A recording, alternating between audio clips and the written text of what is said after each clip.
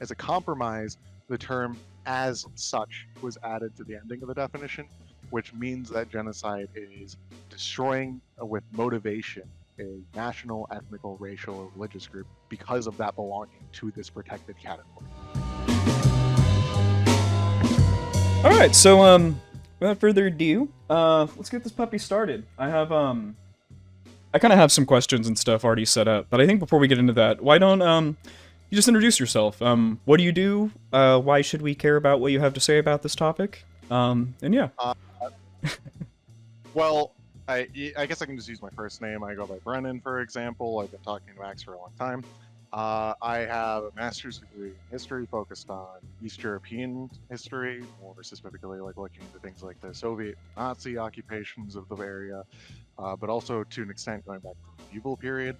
And when we kind of like look at, say, Europe in terms of like actually like mass violence that's happened here, we have the Holocaust, Holodomor, Srebrenica, like all these like general like things that people associate with being genocide, right? That happened in this geographic location. So, of course, I have some background in the field, this area, so this involves some level of expertise in these things, and also given that the Holocaust is kind of like considered the pinnacle genocide, right? That of course kind of leads into being a good place to maybe say extrapolate with whether or not trans genocides happen in the United States. If I understand the etymology of genocide, it came from after the Holocaust, right? Like no one ever used the word genocide until before 1944, right? Well, yeah, but the Holocaust also. Hold on a second. I'm sorry. Let me expand the sorry. Okay, never mind. It's not worth it. Anyway, basically, the reason why, for example, genocide was coined is back during the 1920s, roughly. There was this man named Talat Pasha. He was one of the members of the triumvirate of the Ottoman Empire, and he was assassinated by an Armenian.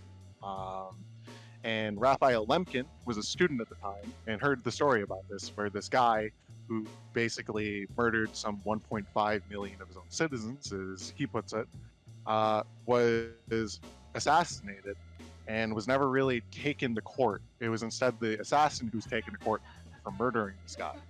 And he was kind of more curious about why, for example, there was not really an international law like that made it where someone carrying out a criminal act of this sort would be punished. So this made him kind of explore the area of genocide. And so he took from not just the Armenian Genocide, but also Holocaust, some inspiration for coining a term, genocide. And that's what happened in 1944. He wrote a book called Access to Rule in Europe, a kind of somewhat loose understanding of the Armenian Genocide, and then later experiences of the Holocaust are what motivated his definition largely. Man, when did the Armenian Genocide happen? So a lot of people tell you 1915 to 1922. I would say 1915 to 1916. Sometimes people extend it into the 20s because the Turkish Republic had massacres of Armenians during that time. But more specifically, in about summer of 1915, there was a decision to deport all the Armenians, basically, in large part to the Syrian desert, so Iraq and so on. And about somewhere around 600,000 to a million were murdered through this program. What do you think is, or maybe you know, what is the definition of genocide? Is there one universal definition of genocide? There's not one universal definition, but the most common one, because it was solidified in international law, 1948, is the UN definition of genocide. It's the destroying a group in whole or in part, as such, which would be a racial, an ethnic, religious, or trying to remember the last one. I'm sorry, my mind's blanking So, for a second. national, But ethnical, racial, or religious, right? I yeah, think. all Okay. four of those groups. And these are like the protected categories that were created at the time. Political groups was floated for a while, but it was rejected based on the U.S. and Soviets, for example, not liking that genocide could then potentially be applicable to crimes they've done, right? Um, And any war too, right? well, there are, for example, like political aspects to war, right? But I don't think that, say, fire bombings or stuff like this would be easily considered genocide, right, by even the standards of having political groups. Like when we think about like political groups in terms of like actually being genocided, the examples that are usually pointed to would be like Bangladesh or the killing of communists in East Timor and Indonesia in like 1970s to the 1990s. Hmm. So like these are kind of like the areas in which people would like look at like some mass area of direct murder and violence rather than like say World War II where you're killing Nazis, right? Hmm. So What? that might be a distinction. Sorry, no, go ahead. No, no, don't be sorry at all. The what are some of like the most, dare I say, famous genocides that have happened throughout history that maybe most people would be able to point to and be like, well, yeah, obviously that was a genocide. Maybe to kind of frame it better for us. Well, I mean, this is like getting into a hard area because like common understanding of something being genocide doesn't always translate to an academic understanding of it. Hmm. Or even a legalistic Fair. understanding of something being genocide. Some pretty common ones in modern parlance, I guess, would be Darfur, um, the Holocaust, the Jews, and like Roma. Probably also including Myanmar, which has been going on since about 2017. These are kind of like either ongoing genocides or kind of again the pinnacle definition one that's been made the movies and so on. The Armenian genocide is also becoming a pretty hot button topic in terms of politics around Turkey, so Right. it's probably also internationally recognized too.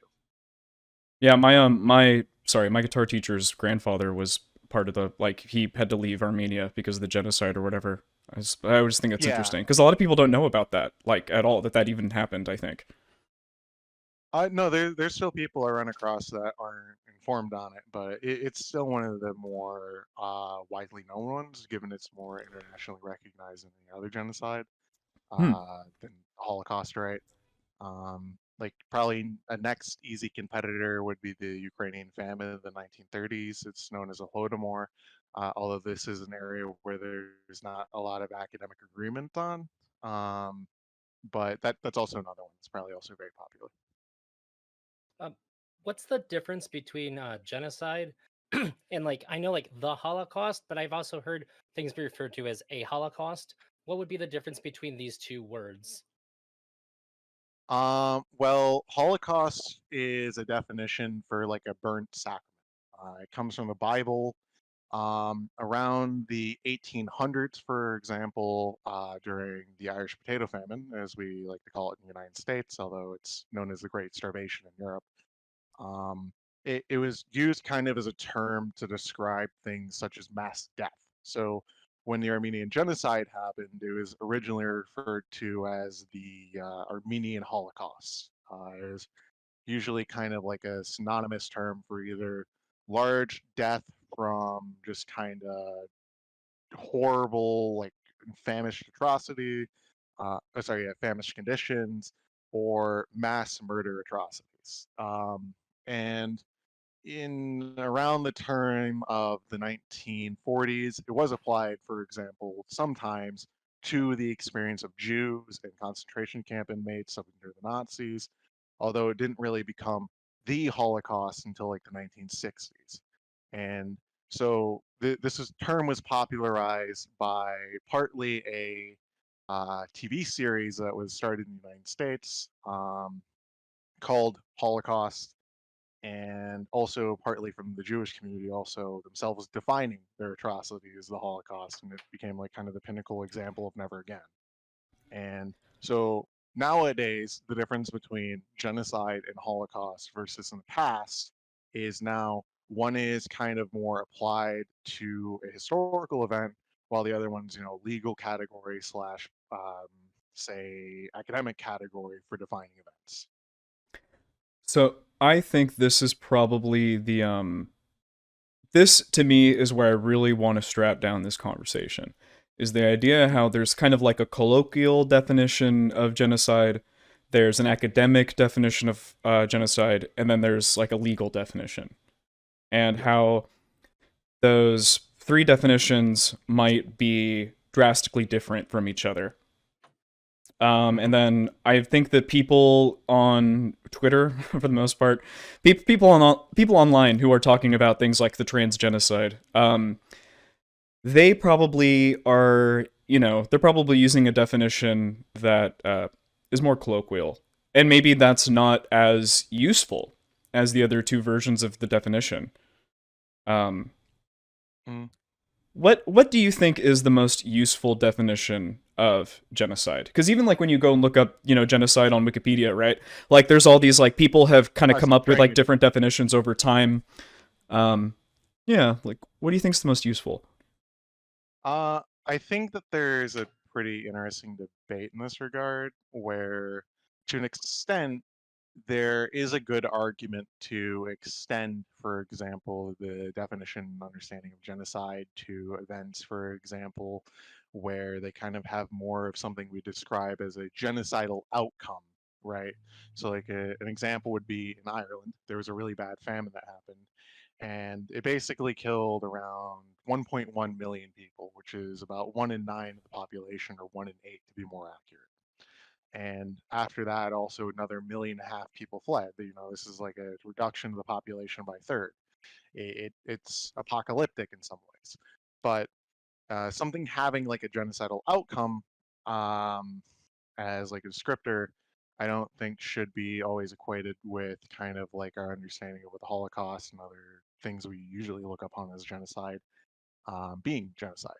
Because usually when we look at these areas, it's a definition that was created to describe the destruction of an ethno-religious category of people in entirety. And it's kind of like an area where I think the UN definition is strongest to an extent. We haven't really found, say, a racial or say, national example of genocide that I'm aware of. But So, it's gone. oh, so on this island, I'm sorry, you said that it was like a million people dead and then 500,000 displaced because of a famine. 1.5 million. So it was about 2.5 million people of a population of about 8.5 million.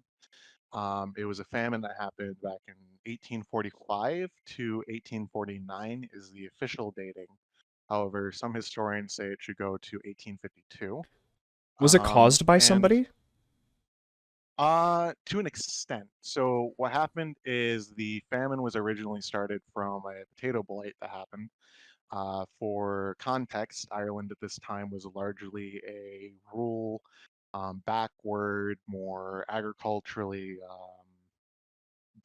like it was very impoverished, I guess is the best way to put it. And so a large portion of the population, somewhere between 3 to 4 million people, were kind of reliant on the potato as a staple diet. And they were disproportionately also owning very small acreages of land. And a blight came. Some people say Mexico. However, this has been disproven in the 1980s or whatever, um, that it actually came from South America, like around Chile area. And this blight hit the United States, moved to Ireland, and then basically reduced the first harvest by a third. And then the next harvest of the following year, it was reduced by 3/4. So you had this staple food for a lot of the poor in the area was basically just gone now. And the British had this really inept response, where they'd blame Irish people for being lazy or stuff like this. Like they're not particularly Oh, like working God. hard, and they don't have these. They come up with these like kind of somewhat uh, post neoconservative like explanations behind why this happened. It was the weather, or it was Irish backwardness, the potato degenerated. Sometimes people were suggesting what it actually was, which was a water mold fungus. Um, but it wiped out like a large percentage of the people's food, and the British government at the time was making allusions to like racial stereotypes and stuff like this, and effectively, it didn't bring a very it responded where it fed people for up to 1847 summer, about 3 million people were being fed daily, but the response wasn't really adequate. So a large number of people died, right? So I see. sometimes people say the government wanted all these people to die. I don't personally agree with that. If you kind of look at the private correspondence, there was people, for example, who were saying intervention into the economy is wrong because they are very like strong into like this type of like Adam Smith-esque mentality of intervention into the economy is wrong because it disrupts capital movement and all this. And for this reason, we should just let it naturally sort itself out, while others would argue for a more interventionist stance. Obviously, the non-interventionist stance won out in the end, and a large number of people died. So sometimes people argue this is genocide, right? But Interesting. it's not, say, intentional killing where it has a type of murderous intent that I think a lot of people kind of miss out on. And so, like when I was trying to say about the whole idea of like a genocidal outcome versus like say an intentional genocide, is the distinction would be you have a select defined group that the state puts resources towards killing, while the other one you kind of just have neglect, and you can't really have a negligent genocide by the definition. Now, there like to kind of answer more the question of like whether or not say the UN definition is better versus like say definitions that include social groups. Um, I would conceptually argue that there's a use, for example, to having a more limited understanding of what genocide is. It seems that usually, even those who argue to extend the definition to political groups usually agree with this point of view too. Um, but I don't know if, like, say, including political groups is necessary at this point. I think academia came up with a better term for it, which was politicide. Um, Hmm. and unintentional killings, for example, were defined as ethnocide, which was another interesting term to describe like the unintentional killing of people So based like on like maybe identity. so maybe like the Irish was an Mhm. ethnocide versus a Ethnocide genocide. is very fair. Yeah, Okay, and uh, then an ethnocide would obviously have different legal ramifications than a genocide because of the intent. Like, yeah. So like, there, for example, it's definitely a crime against humanity, but not all crimes against humanity are genocide because the two overlap. hmm. But yeah, like legal ramification wise, they're very Does the number of people affected matter? in some ways, yes. You will sometimes have events where like something like 14 people die, right? And people will call this genocide, and they'll point to the fact that the UN definition includes a definition of in part, right? However, if you look at the criminal courts that have been set up by The Hague, this is the ICTR, ICTY, and ECCC. These are the criminal tribunals for prosecuting people in Yugoslavia, Rwanda, and Cambodia for committing genocide against minorities Hmm. and or other crimes against humanity. You kind of see that generally they agree that genocide has to either involve something that puts the group's existence in jeopardy, so you have to destroy a substantial number of the group, and quite regularly also there is a potential exception in that you're committing geographic destruction of a group. Put this like as a hypothetical example, say I got control over Paris, right? And then I decided to kill every French person in Paris because of their ethnicity. This would be genocide under this understanding.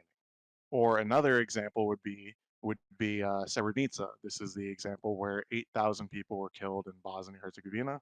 They took them from a municipality area known as Srebrenica as well, and about 40,000 of them existed in the area. They separated every male between the age of 15 and 75 from all the rest of the group, and then they marched them up along the highway and shot them at different locations, usually in groups of about 1,500. Although there are some other small incidences where there were Fuck. about 500 to like 300 shot, and Jesus. they took the rest of them, about 35,000 people, and basically forced them out into like Muslim territories away from the Serbian area.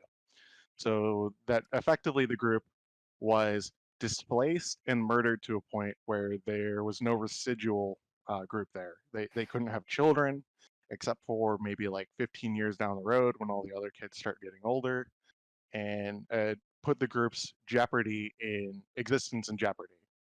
And uh, I think when Demon Mama was doing her video, she said that you couldn't, for example, determine someone's mental state and reasoning, right? I don't know where she got this reasoning from, because it's not how you, for example, look at the mental element of genocide. It's not like a byproduct of something that you determine something's genocide, right? Because then otherwise, the Ireland example I gave you is genocide, right?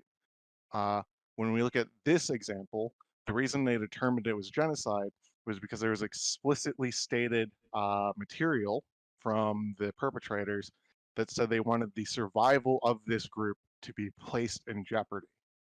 Hmm. And this is a direct example of intent, along with other actions that include showing that they took steps to effectively direct murder of the group, um, burial operations that are all involved like a systematic element.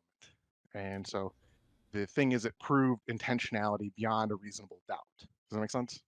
Yeah, no, definitely. So theoretically, like with like the trans example, I mean, it's hard. I mean, if you go to the craziest Republicans, obviously you can get them saying something. But like, the Yeah. Republican Party or platform is not explicitly saying, "Hey, fuck trans people, fuck trans healthcare, fuck, we want to murder trans people." Excuse me. What the party is not explicitly saying is we want to murder trans people. What they're saying is that we want to limit healthcare. Um, we want to label this child abuse, right? Yeah. Et cetera, et cetera. Is there, do you think that like with the trans genocide, or for lefties to justify that there's a trans genocide going, they would have to show evidence of like the Republicans or conservatives as a whole intending to do this? No, Okay. no, they don't. So genocide has been legally prosecuted against individuals, even like high-end individuals in governments. Hmm. Um, so it doesn't require, for example, legally for that point. Hmm. But it is worth considering, though, that just despite the fact there are people engaging in such rhetoric, it doesn't mean it's a policy of that person, for example, that they're enacting, or, for example, policy party, party policy platform to say exterminate all trans people, right? Um, like the thing that they would need to prove is there's two types of evidence that exist in proving the mental element of genocide. One of them is that they could either cite smoking guns, the obvious, right? Hitler giving a speech that I'm going to exterminate the Jews is obviously a very clear example of this, right? Then when we consider, say, the other elements of it, if you look at the judgments that existed from ICTY, ICTR, ECC, you see that they generally have a consensus. I think there's like one or two exceptions to this, that circumstantial, sorry, for mental element to be proven, you'd have to prove it on circumstantial evidence beyond a reasonable doubt. So for the trans people to be like, say, genocided by Republicans, you'd need it need more than, for example, of Republicans oppose giving them the necessary treatment for them to be stable with their life and prevent them from committing genocide, right? Sorry, prevent them from committing suicide.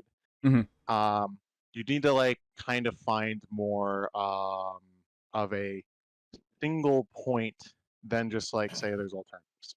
Now, to be Um, fair, I don't think Republicans really give a shit about trans people. I think you guys would agree.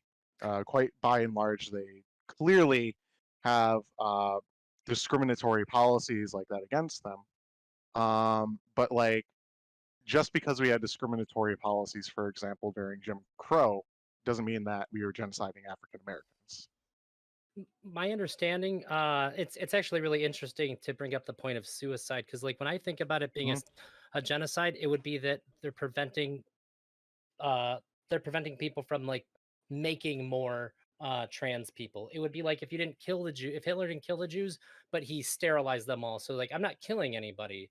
I'm just stopping more from being made, which would be like kind of how Well, these and there's policies no act. real way to do that, right? Because I'm not really sure we understand how trans people will come about to be born in their body, right? Like there's some obvious examples where intersex people will be born, and then they obviously have the wrong genitalia.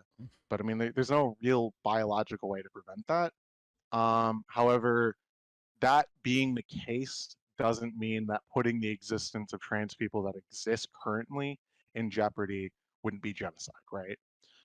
In the same way that like being Jewish isn't actually hereditary. If you take a kid from a Jewish family and move him into an Irish family, right, and grows up and adopts an Irish identity, this technically is hypothetically also like a form of genocide, but in this case, it's not. Make this clear.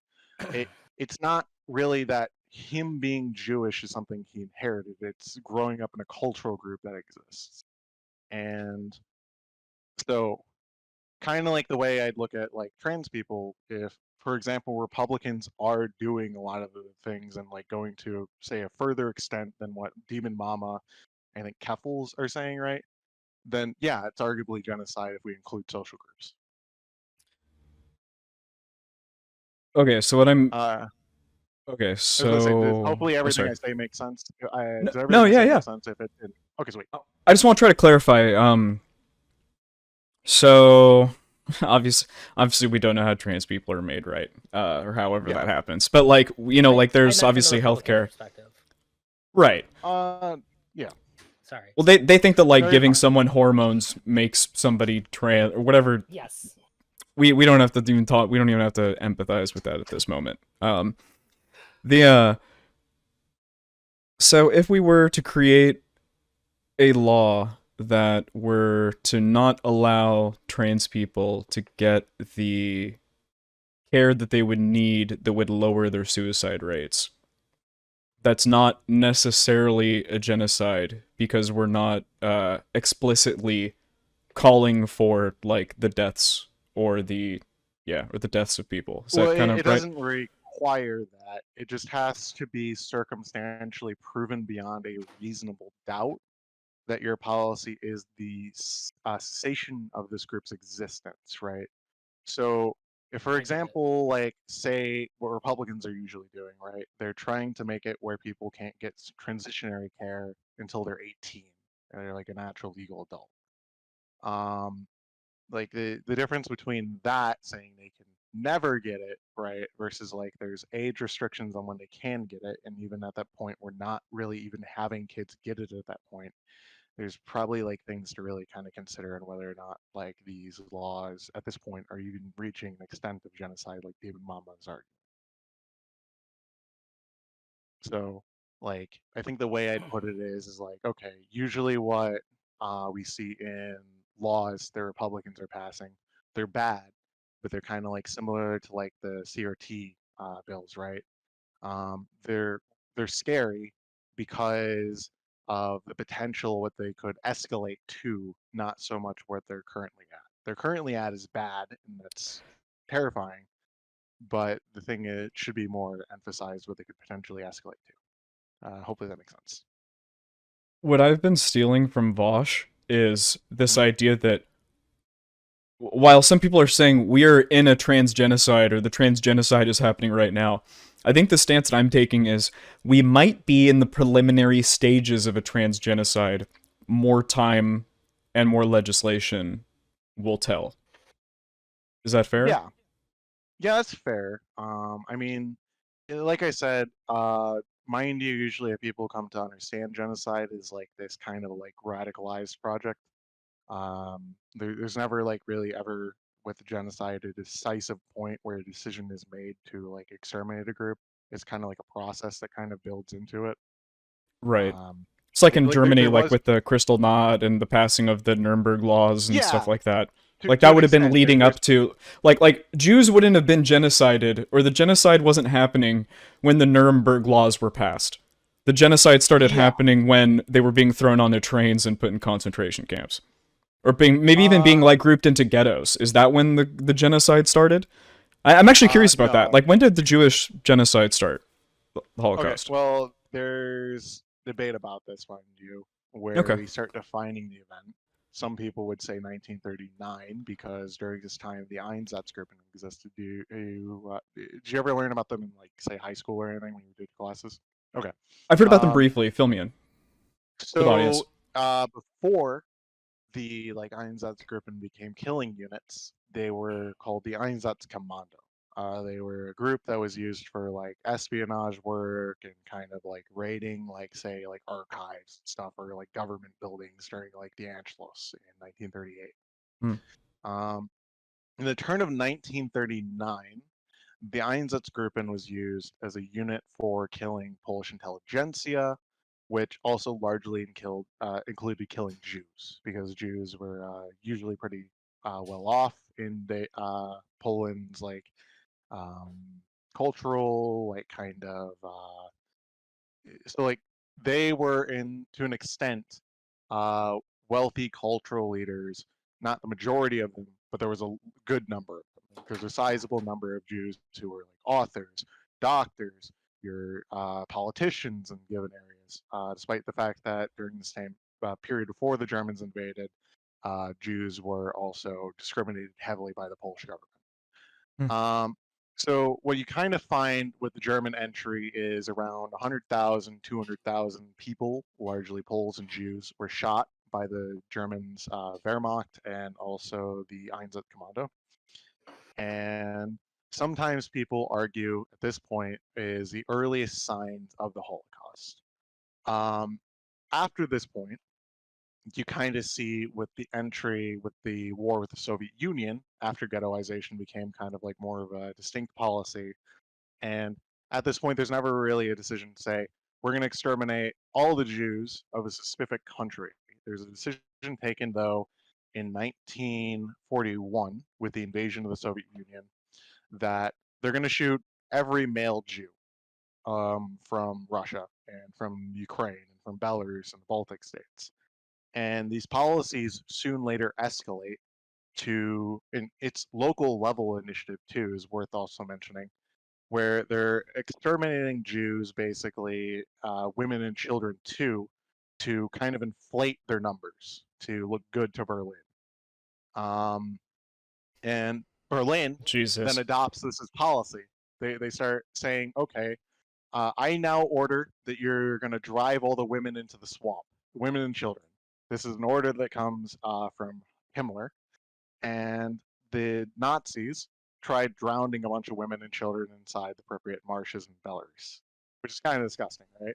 Holy fuck. Um, Uh, I'm sorry, Absolutely disgusting. Not kind of, it yeah. is very disgusting. I mean, that sounds like a really terrible way to go. It is horrible, and by and large, also the appropriate marshes when they were trying to drown them, the actual bottom layer of the swamp was not enough for them to sink. So they would usually be like sunk into the ground a bit, but their head still be above the water. And because of that, the Nazis would complain back to Berlin, but they explained what they did is they shot them. And Great. so, Fucking of great. course, not the funnest stuff Oh to talk god. about. I'm sorry, but No, don't be it's of course sorry. not We're the. This is the real shit. People should know about So this. I didn't know they did it's that. a I mean, everybody just hears no, about it's putting them on gross. trains and taking them to camps. Yeah, and a lot of Being people learn about the Holocaust largely from Auschwitz, right? right. But this is all what happened before. So usually, some Holocaust survivors, for example, from the Baltic states, so Latvia, Lithuania, Estonia, Belarus, and Ukraine. For them, the Holocaust began starting July of 1941, mostly because local um, local neighbors, started killing them first. This is known as the interim, for example, in the Baltic states, where Jews were pogromed. They killed about like 8,000 people before the Nazis arrived in these locations. And then afterwards, they became staging points for shooting Jews on mass scale through the Einsatzgruppen. And a lot of it was also done with local support.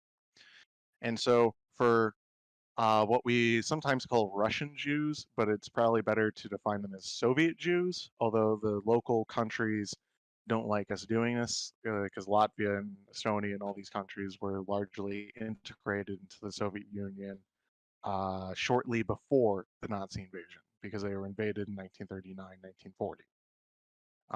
But largely, Soviet Jews were starting to be exterminated, and then later a decision came also in 1941 for the extermination of Polish Jewry. We see this with the establishment of the first death camps, that is Belzec and Kelno.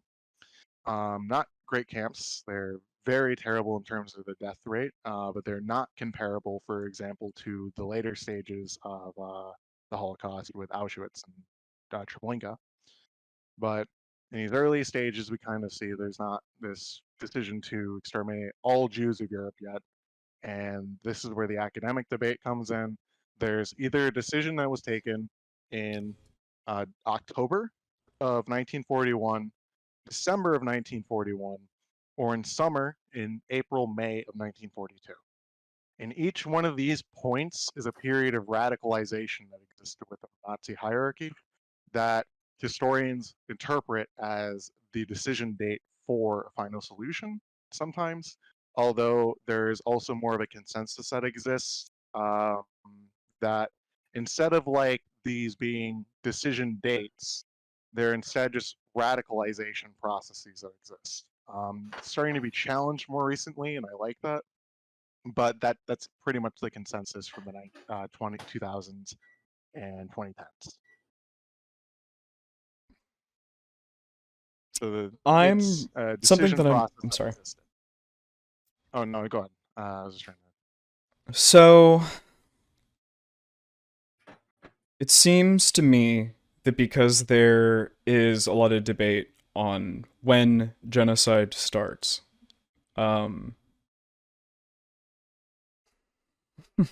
it's obvious like mass murder could be happening before a genocide starts, and it still not be called a Correct. genocide theoretically. Yeah, So so it seems to me it really is. There's Sorry. There's a lack of clarity, right?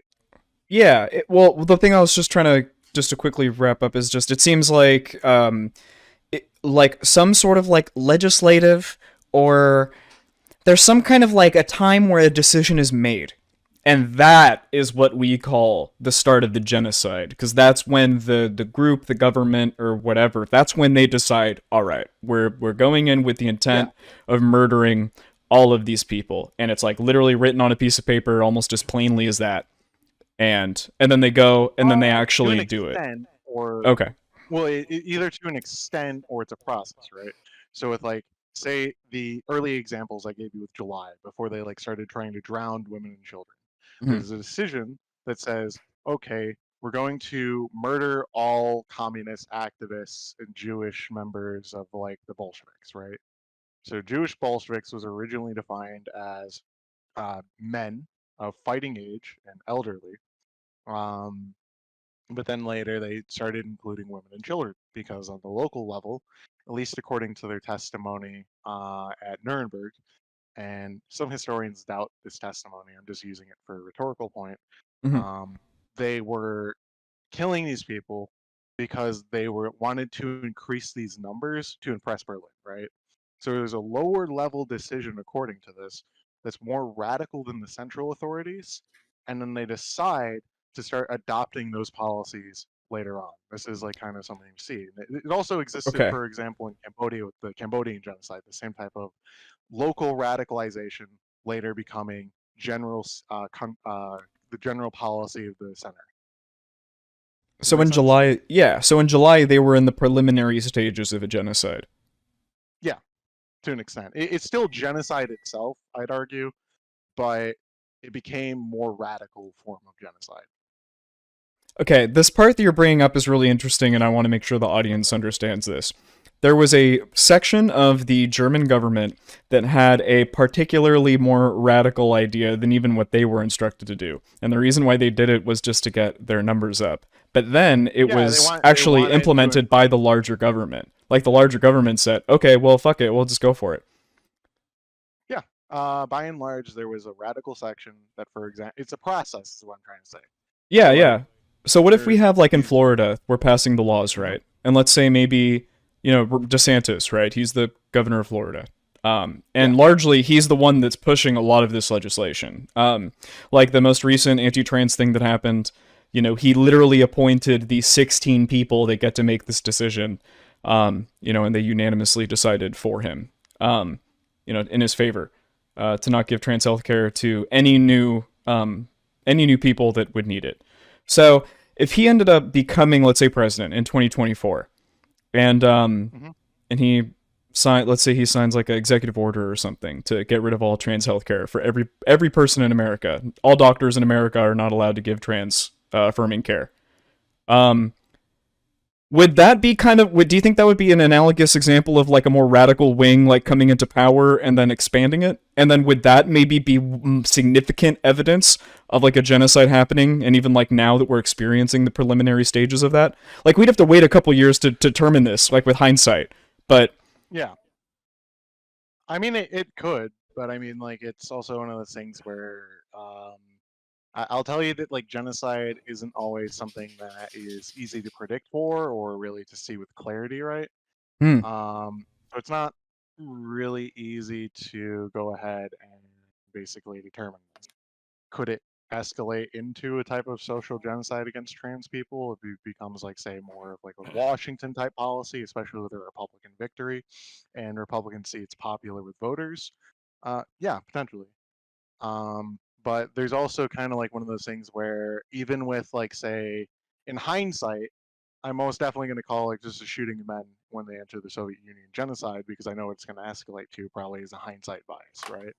Now, when we look at this, there's a potentiality, but I mean, I don't know. It's hard to say. Um, I have a question. So when we're hmm talking about like sketchy definitions of genocide and what things fit or not, I, I was just curious. Would you consider what happened in Canada to be a genocide? There was a lot of talk about this for a Oh, while. you mean against the you're talking The about indigenous the people. schools, right? Yeah, the indigenous Yeah, schools. Um, I watched it. I don't know enough about it, so I want to fair be enough. careful in what I say about it.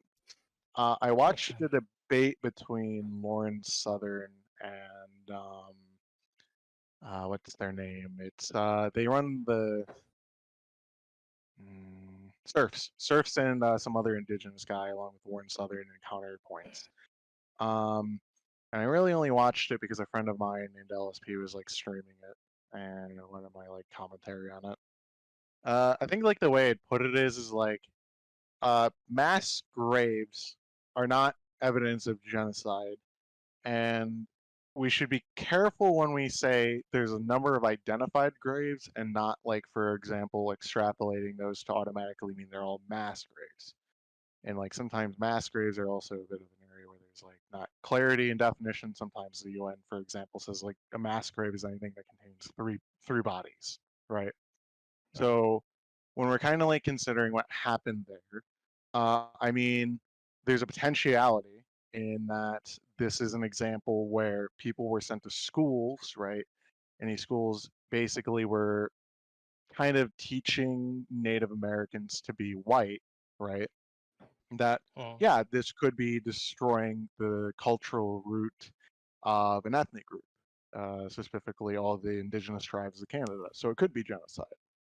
But the problem we also kind of run into is also there's not really always like that area of clarity that exists. For example, when it's, they're shooting people at the edge of a trench, which is usually what people think of with genocide. Um, so, I mean, I wouldn't be opposed to term it genocide, but I mean, if it was, say, like a legal case that was written by serfs, I would never call it genocide. I think that's the way I'd put it. okay. sorry if that felt off topic. It just sort of helped me clarify where we're drawing the lines because I know that one was a little bit sketchier. Um, Um, yeah, no, it's fine. I mean, it's not like it's off topic. I mean, like a lot of the aspects of genocide research, right, is comparative looks because the main thing we're trying to do is look for warning signs of genocide. Is like kind of the idea behind it, or how situations develop into genocide. So it's definitely not off topic. But it's also just something I'm not particularly well researched on, so I want to be careful in any comments I make about it. My man's I a understand. master's in European history. My God. I'm just kidding. Hey, Max, welcome to the stream. How are you doing? Yeah, I'm really only here to ask one question, and it's not a question I came up with. It's a question that a certain content creator in the space has been well, that they gave me in a sense after I watched their stream.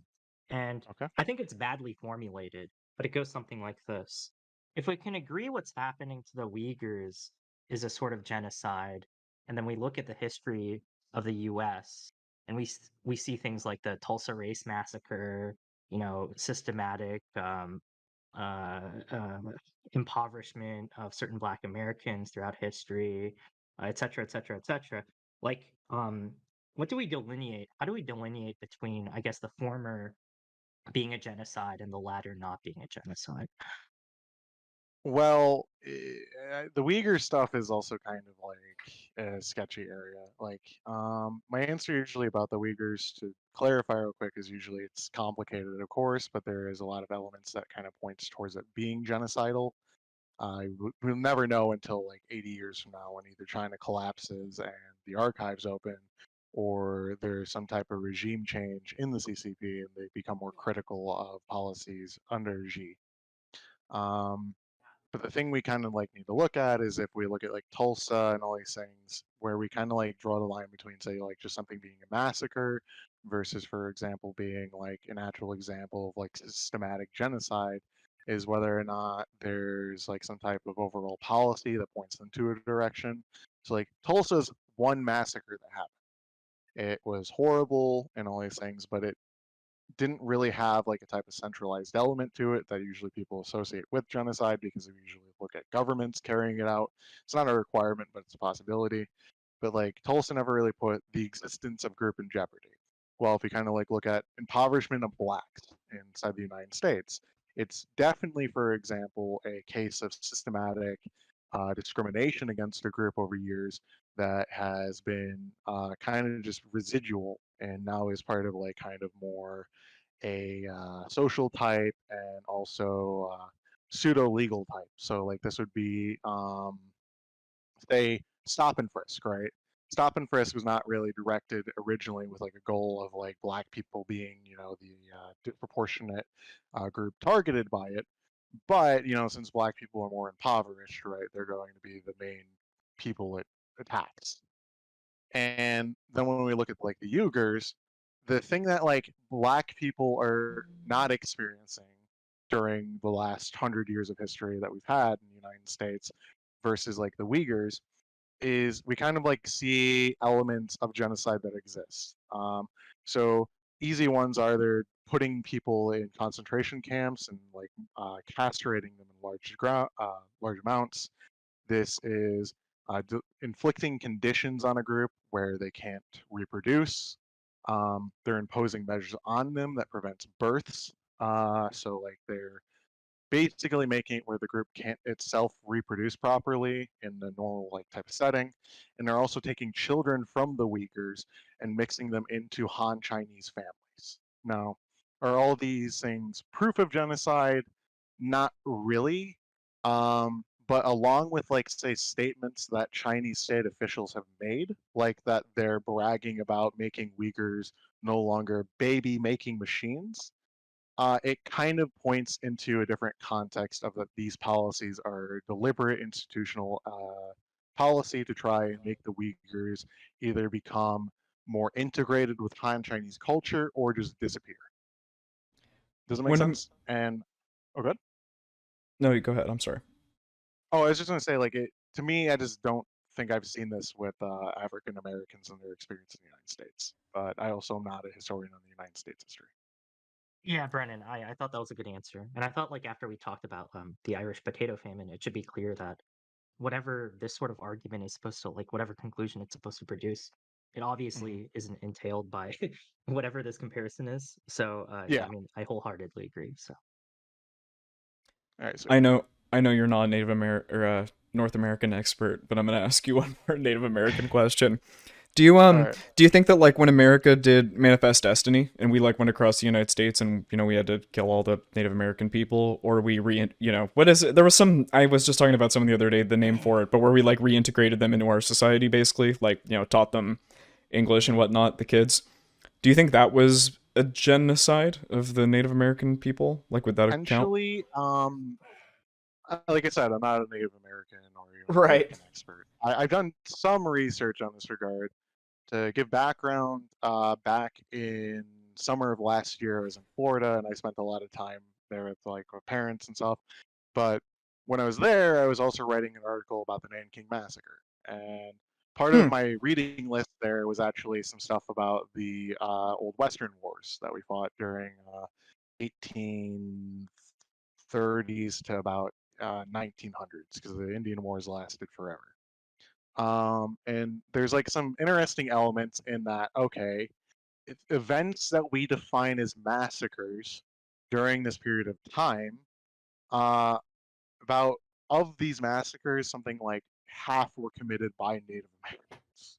And now I'm not trying to say like, okay, this like negates like some type of genocidal policy against them or anything, but it's a complicated situation. So I don't like personally to define manifest destiny as a policy as automatically being genocide. I think that Ben Kiernan's answer, he's a historian from Yale, is probably one of the better ones, in that manifest destiny itself wasn't genocidal, or sorry, itself genocide, but the settlers themselves used genocide as a tool in order to carry it out sometimes. So, like, examples of this being pretty obvious would be California. California, for example, even their governor recognizes the experience of Native Americans there was genocide.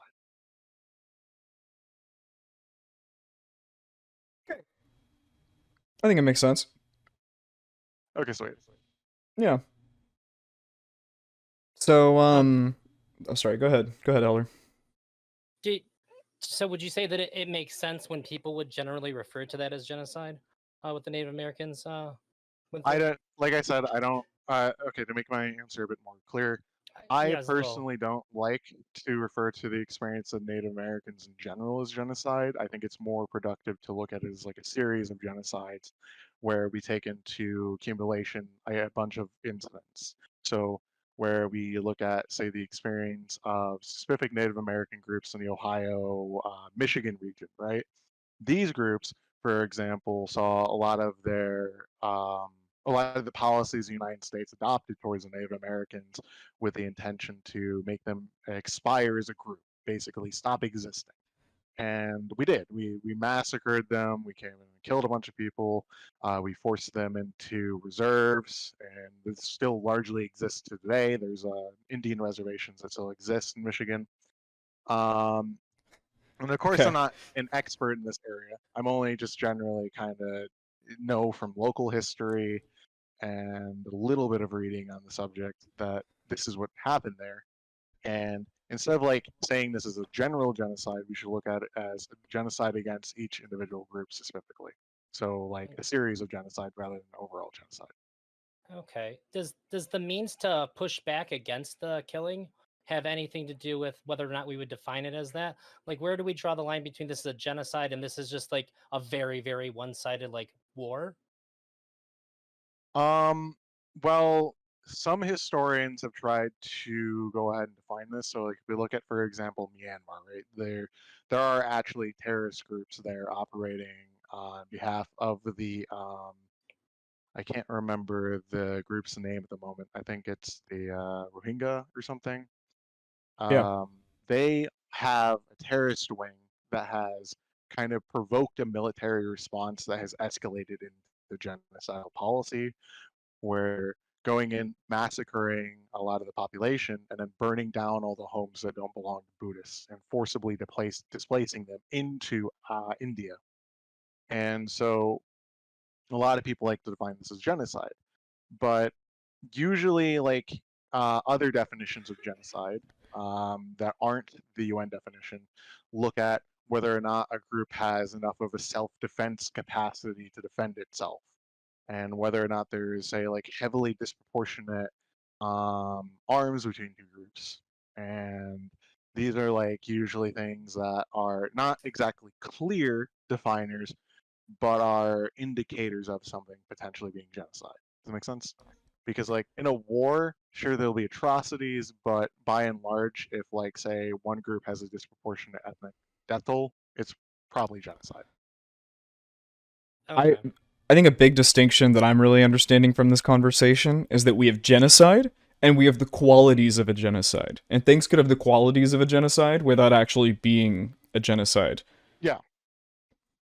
So, okay, Yeah, no, that's a very good understanding.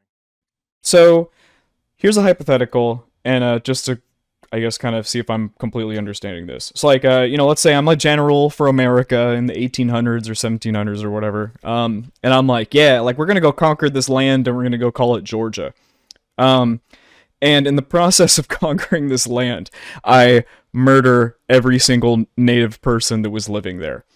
Um, that's not necessarily a Native American genocide because my intent wasn't to go in there and murder an entire ethnicity. My goal was to go in there and just get some land. But then looking back on it, we could say, like, wow, well, we committed several genocides in the name of getting this land. But that doesn't necessarily mean there was a Native American genocide. Yes. I think you basically summarized it the best I could. Interesting.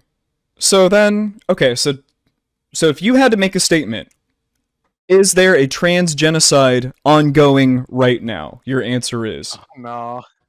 okay. Are we in the preliminary stages of a trans genocide? If No, I 1/6 can't of give you a America, full answer. Okay. let's say hypothetically 1/6 of America can't get access to gender affirming care due to legislation, is that the preliminary stage? Is that like the I don't know, the what am I trying to say? The characteristics of a genocide while not being a genocide. I'm gonna have to give you two answers. Is that okay? Yeah, of course. Okay.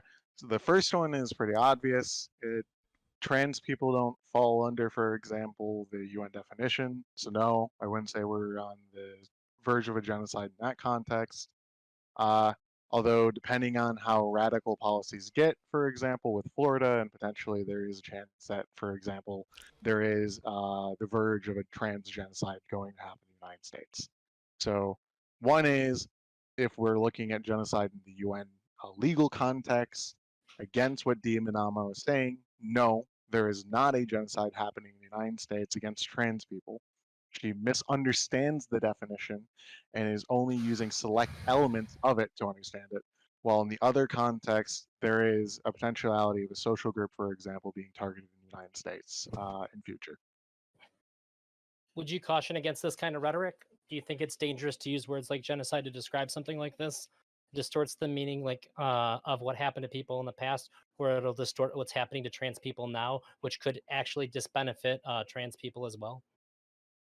There is an argument for this, for example, that in comparing the experience of trans people today trivializes the meaning of the Holocaust and what happened to the Jews. It was just one example. There are also vegans, for example, who engage in like the rhetoric of comparing, like, say, the Holocaust to, say, Treblinka, which is a death camp for Jews, with PETA, with animal slaughter, like in the United States.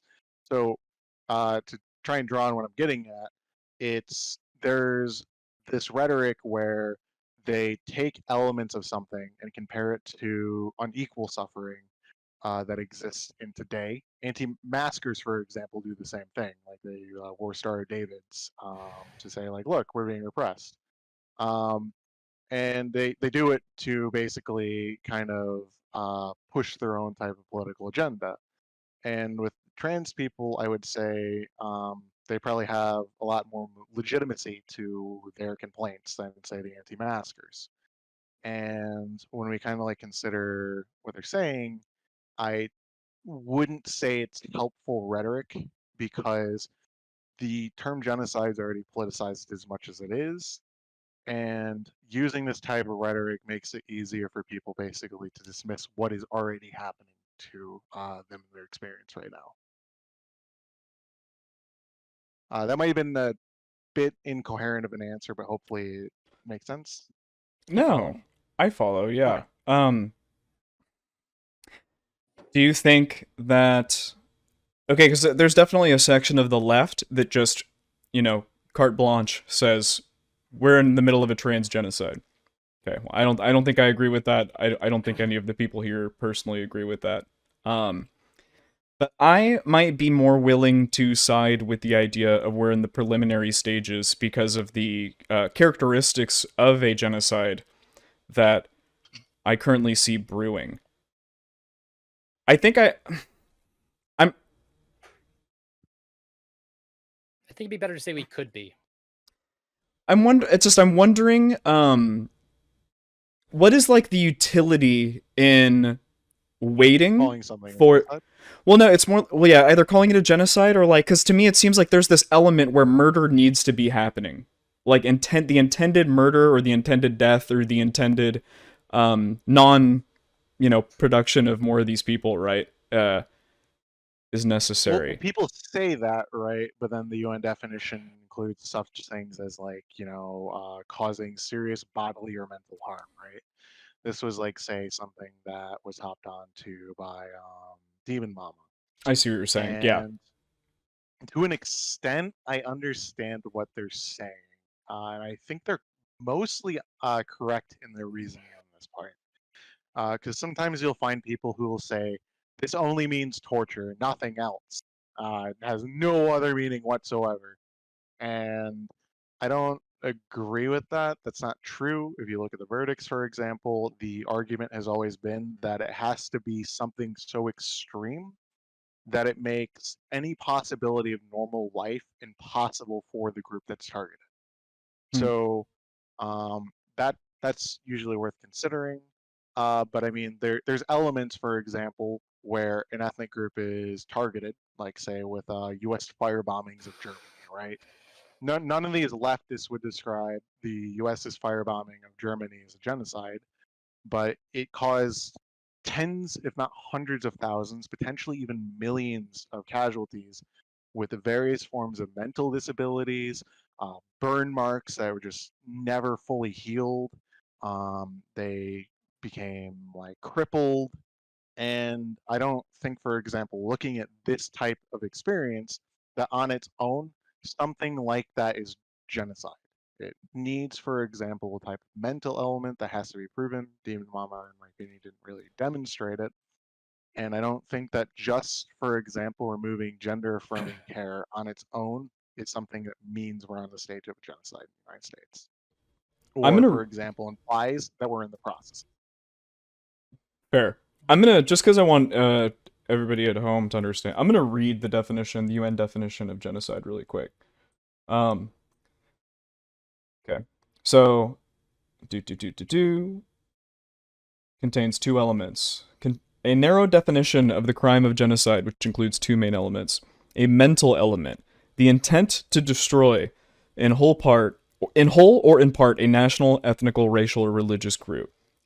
As such, and two, a physical element, which includes the following 5 acts: killing members of the group, causing serious bodily or mental harm to members of the group, deliberately inflicting on the group conditions of life calculated to bring apart its physical destruction in whole or in part, imposing measures intended to prevent births within the group, forcibly transferring children of the group to another part. So, what I kind of see is that it's like a mix of 3 of those 5 right now in only 1/6 of America. So, like, I feel like we're not necessarily hitting the threshold for a UN definition of genocide at all. I think you would struggle, for example, to be able to prove it because like the mental element has also parts to it as well. To try and break it down real quick. Sure. So the present convention has intent to destroy. This means, for example, that a group is being targeted deliberately, right? Um, and it has in whole or in part. In part has its own stipulations, which you either have to target the substantial majority of a group or geographic extermination of a group. And then also there was a caveat that was added, for example, because intent to destroy itself excludes the definition of motive in the question of whether or not genocide's happening. As a compromise, the term as such was added to the ending of the definition, which means that genocide is destroying with motivation a national, ethnical, racial, or religious group because of that belonging to this protected category. Does that make sense? Yeah, definitely. Yeah. Okay.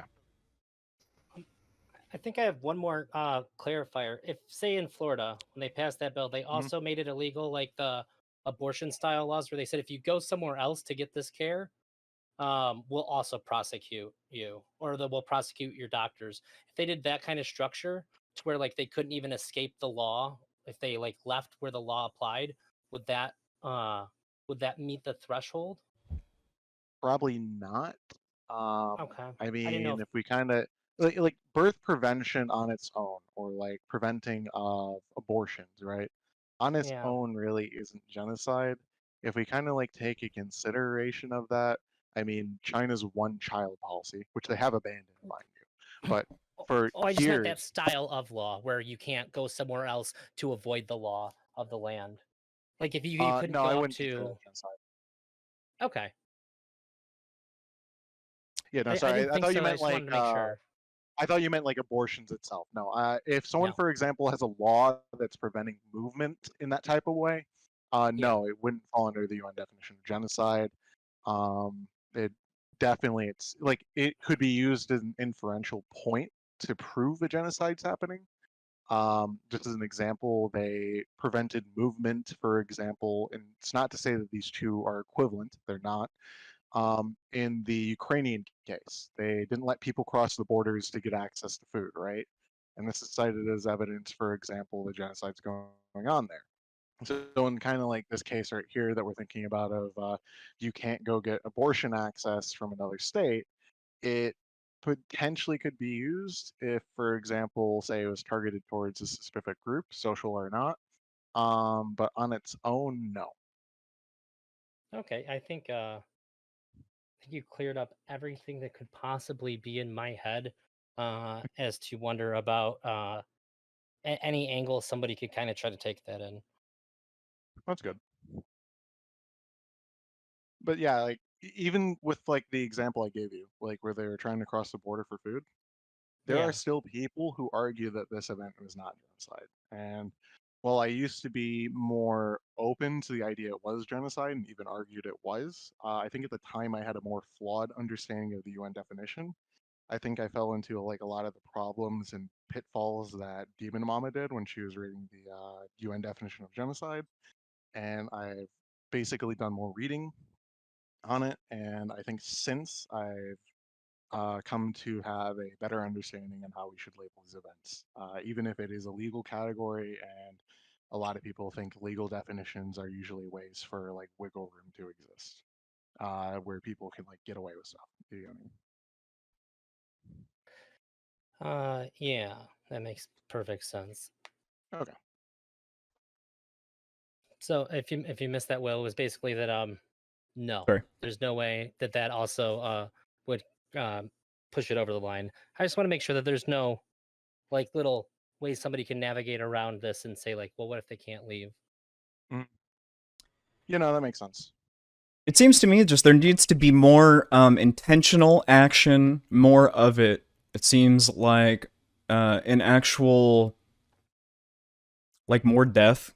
It sounds so horrible. Like Mhm. more death would have to happen for this to be called a genocide. It is Yeah, horrible. and also like one thing that might be worth mentioning is in certain ways, definitions, for example, that exist in academic contexts are sometimes more restrictive than the UN definition.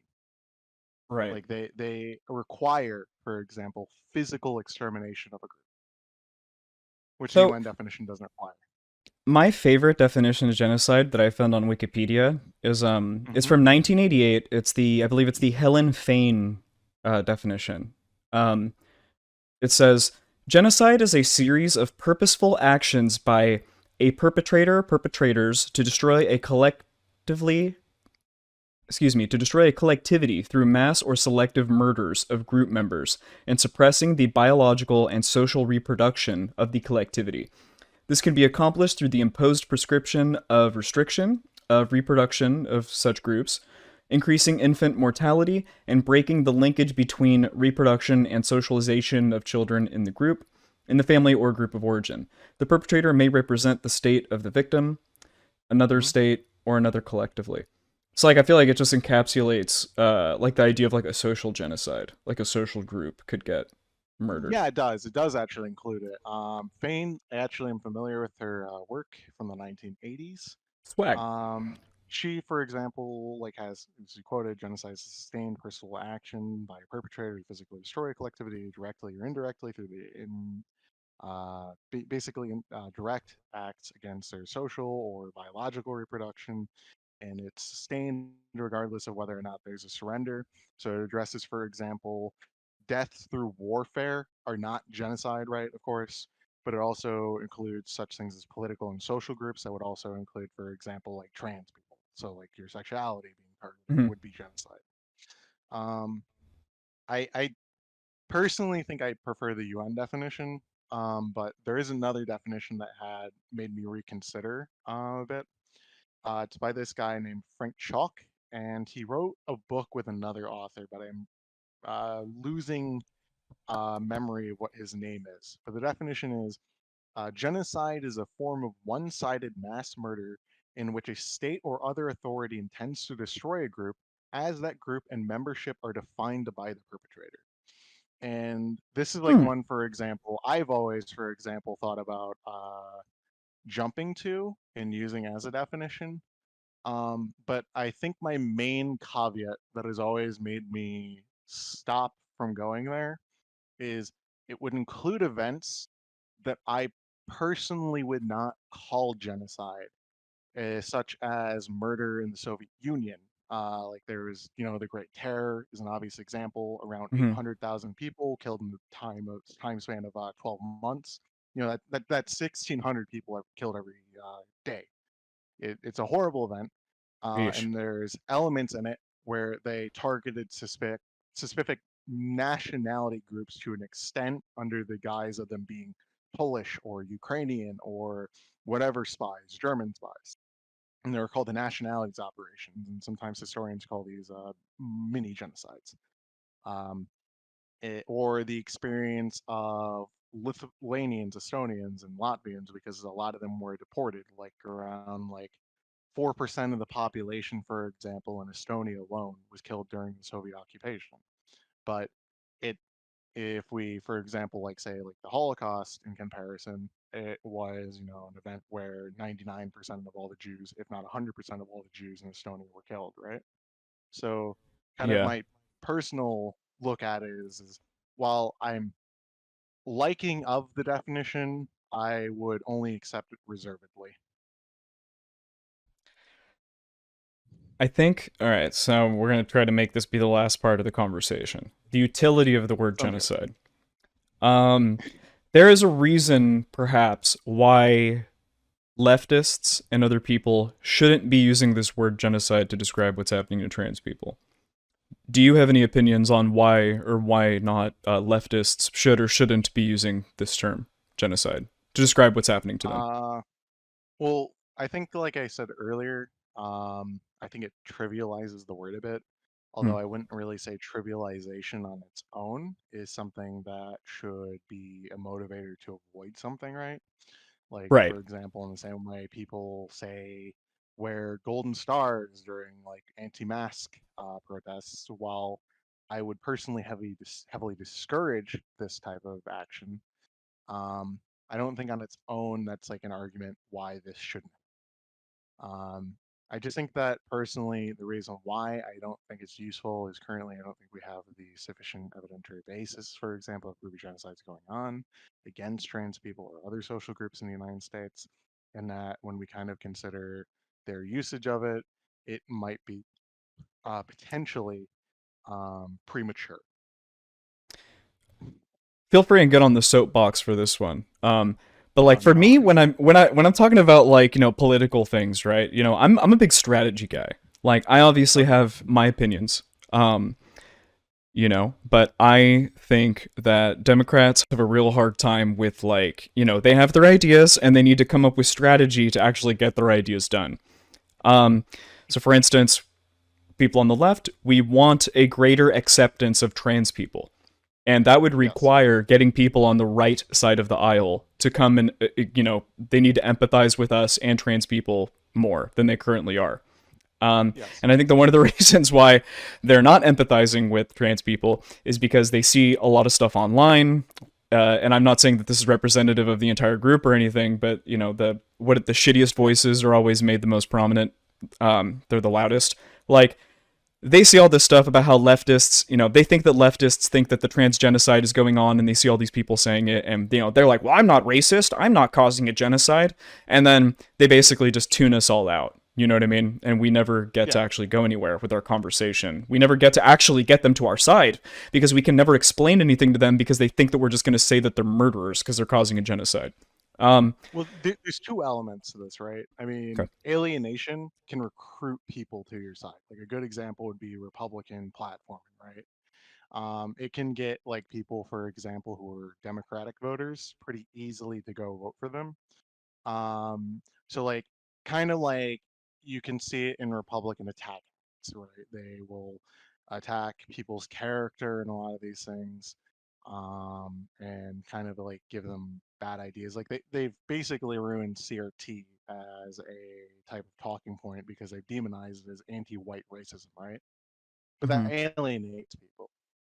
But alienation can drive people to vote for you at the exclusion of others, in the same way that also like more radical rhetoric from the left could be a good thing. I have a friend named LSP.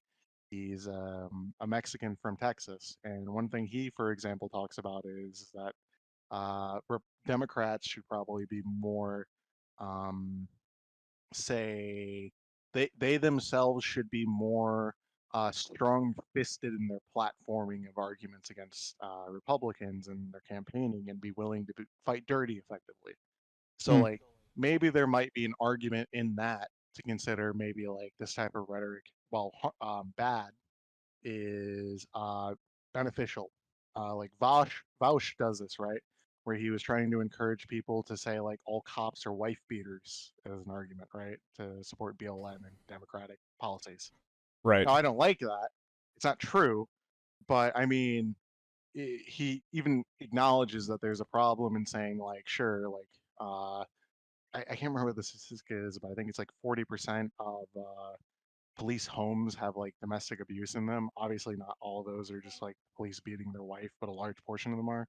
And he was trying to encourage people to like say like some. It's supposed to be like a example of like the 1350 slash like thing, if you know what I mean. Yeah. Yeah. So The thing, the thing is like it's hard to find a middle ground, right? I stumped Sorry you, about that. didn't I? Oh, he's muted. Will, you're muted. We can't hear you, Will. Oh no. I'm trying to gesture to him and such. Okay, yeah, he's got it. He's got it. Cool.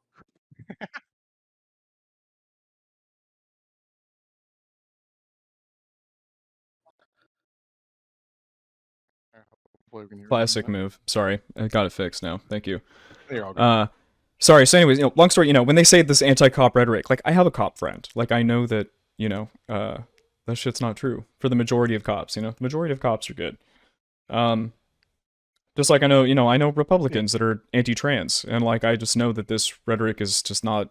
It's not helping them get to the spot where I need them to be, where they're empathizing with trans people. Like I feel like if we could empathize with cops even, that would be better for us and cops. Because cops have a really fucking hard job. There's no way in shit I could be a cop. Like, it's all responsibility. I'm kind of rambling here. Elder, what do you think? Don't worry about it. I have one question because it kind of got brought up. Mhm. It's not on cops though. Because you brought it up, it's not my fault that I'm asking. Do you Okay. think that the 37 billion animals that are slaughtered unnecessarily every day for human pleasure is considered to be a genocide? I don't call that genocide now. Is it just because they're not human? Is that the thing that's missing? Yeah, probably for me. I mean, there's a potentiality you could make an argument that like domestication of animals like pigs and so on for like mass consumption is genocidal, if not genocide itself.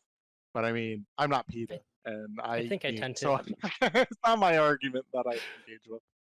Okay, so it could It's like, fit, but yeah, you are you saying this because and I'm not trying to load this up like you just lack empathy for the animals to make that no, distinction? I'll admit it. No, I will bite the bullet on this.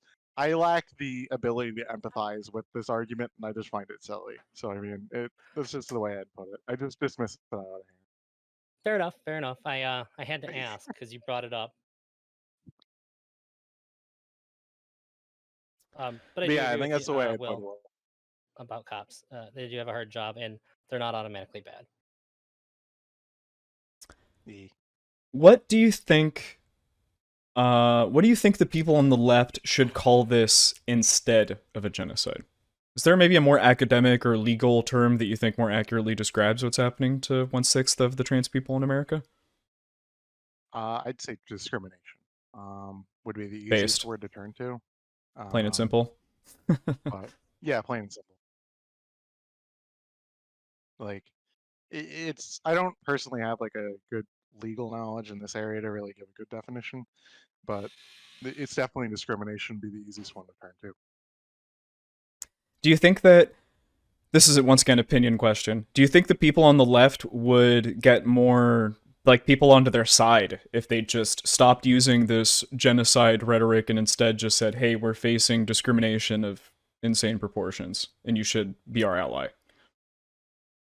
Yeah, I mean, I'd like to say yes. I mean, like I was trying to tell you earlier, there's potential that like fighting dirty is something that will rile up more people to be favorable to trans positions. But I mean, alienating a group against another group, there's always potentialities that either one will push more people away or draw more people to vote towards you.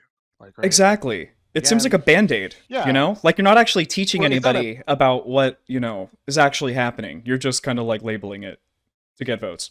well, it's a band-aid, but it's also more like a dice roll. You don't know. You don't know that, for example, by calling this genocide as a rhetorical point to try and gain sympathy for trans people, that it will alienate more blue collar workers who are not trans away from this position because they're like, wow, that person's insane. Or if it will make them empathize more with that position just because you're using it for a rhetorical point, honestly using it for a rhetorical point, and just trying to use it to get your message out. It's like those people who have good messaging against oil, right? But then they're like putting paint on paintings inside of museums in Europe, right? They're like throwing on tomato sauce or like gluing themselves to a painting. Of course, it's not doing damage, right? Because they're behind glass. But this type of activism also makes people like pushed away from Fuck those guys. anti-oil policies. Well, yeah, fuck them. But there's Dude, also I'm gonna buy a diesel potentiality of truck drawing. just for. I know, I'm gonna buy a diesel truck just for those Jesus. fuckers. I'm gonna get a 7.2 liter Cummins turbo diesel just for these stupid bastards. Well, I get what you're I'm just saying, kidding. but like I also don't like it either, obviously, right? But I mean, the thing is though is I don't have statistics on whether or not this type of activism actually draws more people towards what their issue is and like makes them support more radically these policies of like green energy and stuff, or if it makes people more opposed or kind of like um, they don't find some type of allure to these ideas and instead disincentivizes them from being green. I will tell any of you dumb fucks out there watching that are gluing yourselves to paintings and shit, it does not convince anyone of sane mind to come onto your side. No one. It does Literally. make me sad. It makes me, You're probably you correct look like about you look like a big dumb fucking gluing yourself to the fucking glass in front of the Picasso, like, making a fool.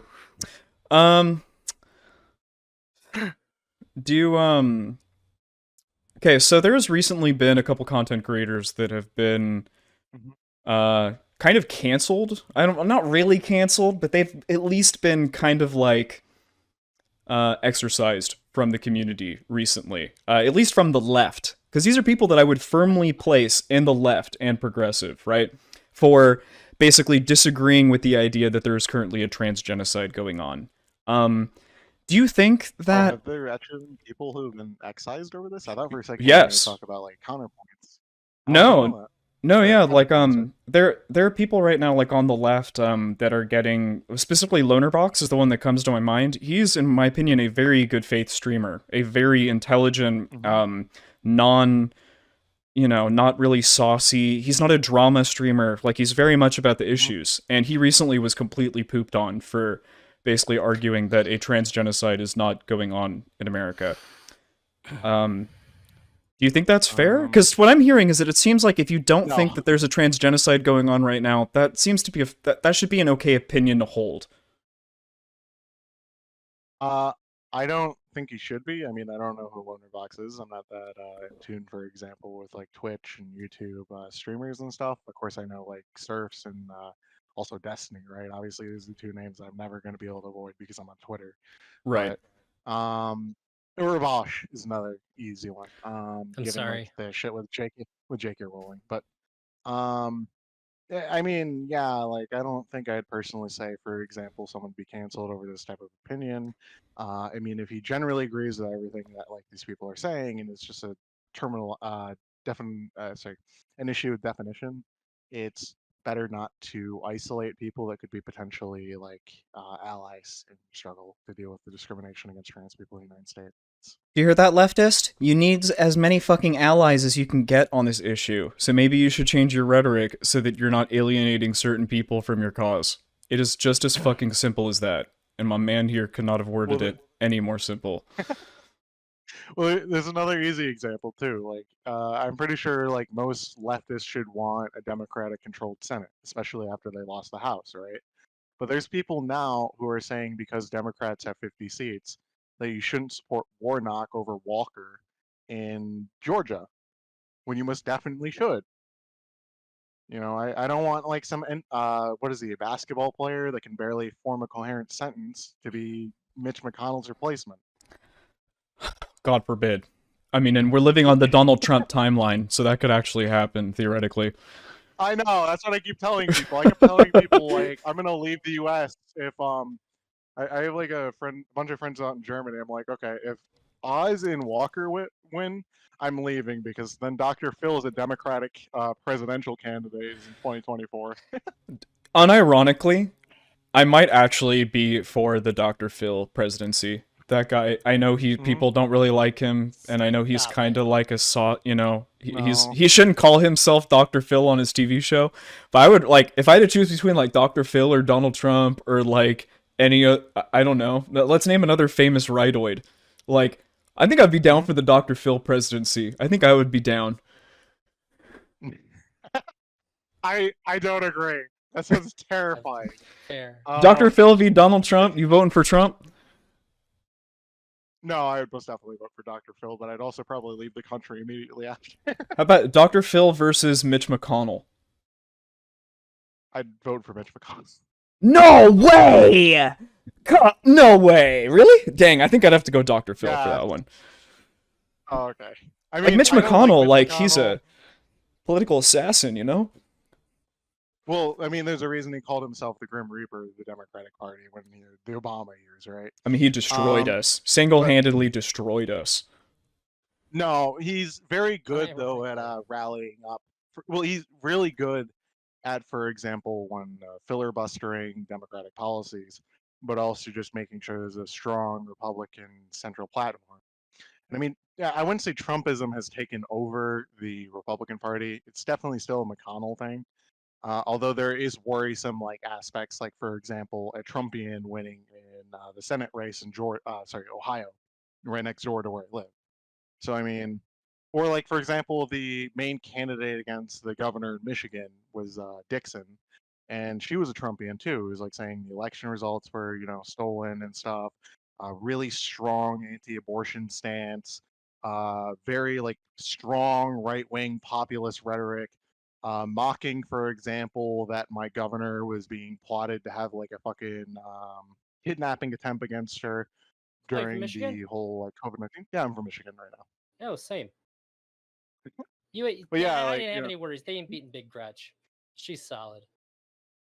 yeah, no, I like Whitmer too. Whitmer is like, dude, her Big handling of, like Gretch. the fucking yeah, her handling of like COVID and like also like the Roe v. Wade stuff where she sued to block, for example, the 31 law from coming into like effect was very nice.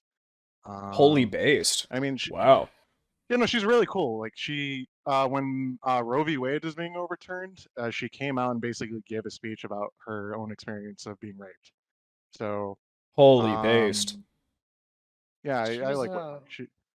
she was considered for a VP pick. She was like one of the Yeah, she top was. contenders. Yeah, she was. She didn't get it. But, Although she didn't get it, obviously, yeah. But yeah. I think the way I'd put it also is she. I didn't like her originally, actually, up until about 2018. Sorry, end of 2018. Because like there Maybe was that's like how a you, lot of issues with like gas prices originally. What's up? I was just gonna say, maybe that's how you know that's like a real politician, that, like a real human. Like, well, you didn't really like them in the beginning, but now, like, you've given them some time and they've actually proven themselves to be at least solid on Yeah, issues, and that's Like, how that's I good. put it. Is like she got better. She Nice. inherited So like the shittiest fucking prior. Like everybody knows who Rick Schneider is because he caused the Flint water crisis. She inherited that. Okay, she had Sheesh. work to do. So yeah, I gave her a lot of credit in the beginning, and she hasn't done anything to like be super upset about. Like gas prices, sure, but like yeah. we got to do something. We got shit roads. It's a tough call. Well, I mean, still like 40% of her roads are undrivable, and even after she increased like fucking gas prices. But True. I mean, I don't know. I'm largely happy with like the social policies she's had. Economic policies have been largely okay. I don't like, for example, that I'm paying a little bit more in gas taxes, but I mean, I'm willing to like also sacrifice that to prevent Dixon from becoming the governor. What's gas in Yeah. Michigan So right now? Like it's like $4 to $4. $5 depending. It's been fluctuating a lot, like every single day. So I live near the University of Michigan for context. Ann Arbor? There is yeah, Ann Arbor. So it like fluctuates here between like anywhere between like 3.99 to as much as like 4.99 all the time, and it changes daily. It's ridiculous, but every time I see that it's dropped like 10 cents, I always go to the gas station immediately. You're in the worst spot too. That is the like richest, most collegey town in the state. That's rough. To be fair, I'm still young, so I'm in a good enough position where I can deal with it. Anyway, though, I have to like go in like 5 minutes. Have you guys got anything else to say? I'm willing to talk it out real quick, but I have someone to go talk to right now. Max, last thing, and then let you go. Okay. What's up, Max? What is it? Yeah, so my girlfriend lives in Ann Arbor. We should definitely hang out Does she? because I've been fucking talking to you for like, what is it, like 7 years, something 3 like years. that now? It's been 3 7 years. shit. I don't know. I Anyways, think we met in 2018 2016. during the academic 2016. agent stuff. No, it was not No, 2016. It was before that. 2018. It was absolutely before academic agent. Are you sure? Oh yeah, because Yeah, we met through Ray. I forgot. So yeah, it had to be yeah. like 2017. Yeah, no, I'm willing to meet up and drink. Hell Um, yeah.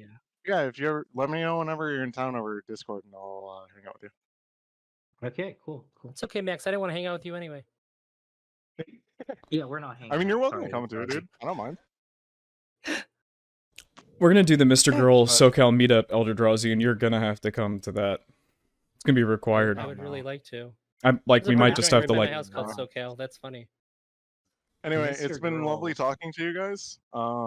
If you ever want me to come back on and like talk about maybe like politics stuff or anything, just let me know and we can always schedule. And yeah. Do you have any social media that you want to shout out, or is there anywhere where people could follow you for what you're doing in real life? Or Well, I have a Twitter right now, and it's really easy. It's just denying_history. I don't have like a YouTube channel anymore. I got banned back in 2019 because of like the whole drama around. Do you remember like the Vox Crowder drama?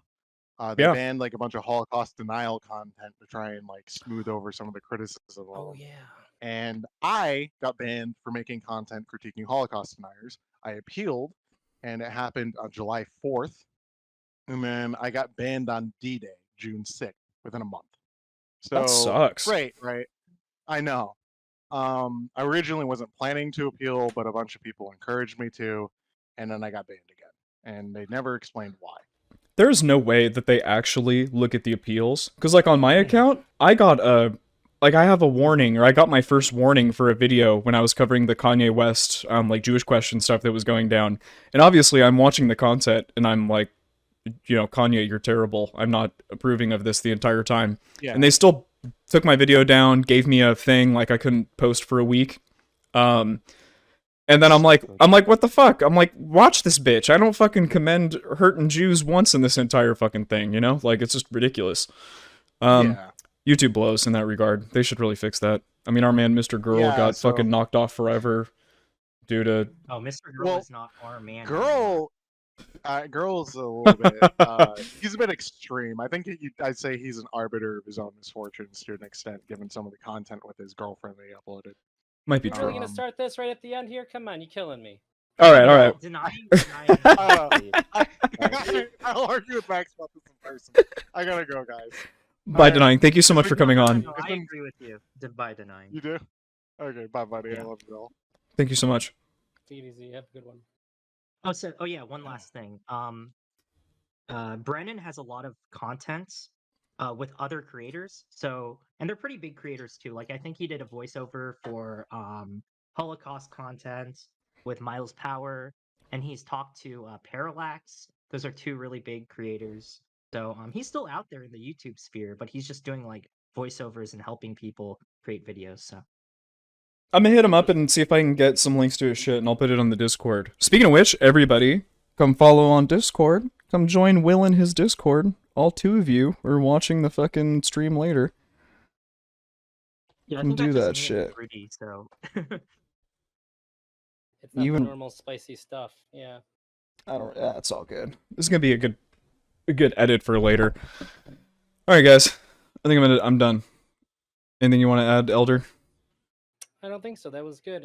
Thanks for letting me get my questions in. A lot of interesting things that I probably wouldn't have even thought to ask if this hadn't happened. So I appreciate it. It was good. I know, it was a really good learning experience, right? I feel like I learned some shit. My